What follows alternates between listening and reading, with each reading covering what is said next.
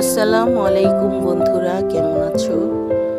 আজ আমি দেখাবো আমার হাতে বানানো টেবিল ম্যাট। দেখো কিভাবে বানিয়েছি। তোমাদের ঘরে তো ছোট হয়ে যাওয়া কত সোয়েটার আছে, সেগুলো ফেলে না দিয়ে সেই উলগুলো খুলে তারপরে তোমরা এই ম্যাট বানাতে পারো। এই টেবিল ম্যাট বানানো খুব সোজা। ইউটিউবের মধ্যে অনেক ভিডিও আছে যা দেখে তোমরা সহজেই শিখতে পারো। তোমরা দেখে দেখে শিখে তোমরা তৈরি করতে পারো সুন্দর টেবিল ম্যাট। দেখো কি সুন্দর হয়েছে, দেখতে কত সুন্দর লাগছে। কেনা টেবিল ম্যাটের চেয়ে অনেক অনেক সুন্দর।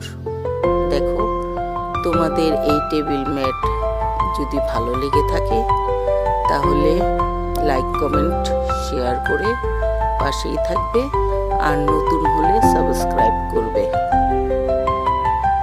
দেখো দেখেছো, কিনতে গেলে 1000-1200 টাকা লাগে, তারপরেও এত সুন্দর হয় না।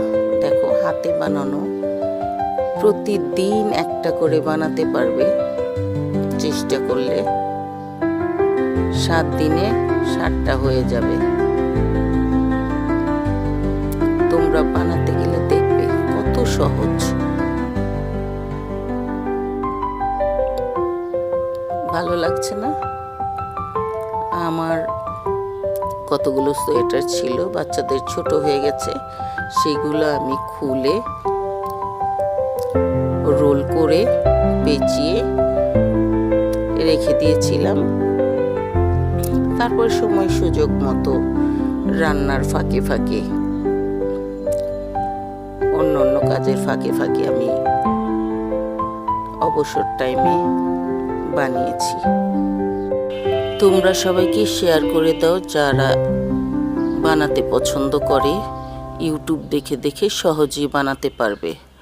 আজ এই পর্যন্তই। খোদা হাফেজ।